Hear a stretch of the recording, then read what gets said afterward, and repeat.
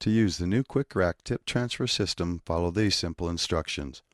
First, you will want to cut the product integrity seal located at the bottom side of the box. Then gently grip the top of the box and lift. The tips are now ready to be loaded into empty racks.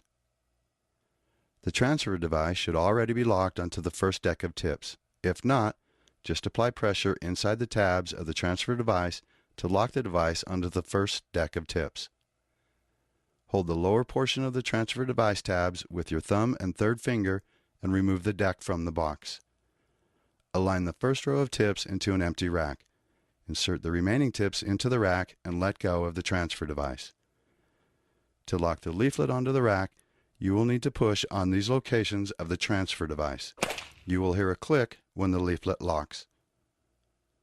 To remove the transfer device, just squeeze inward on the top portion of the transfer device tabs.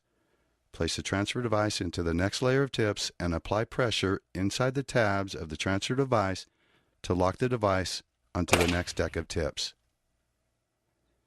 Tips in the rack should now be autoclaved if needed. Tips should be autoclaved at 121 degrees centigrade at 15 psi for 15 minutes. Do not use a dry cycle.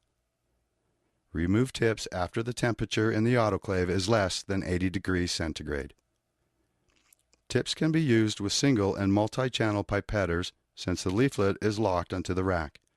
Make sure to remove this leaflet before loading fresh tips into the rack.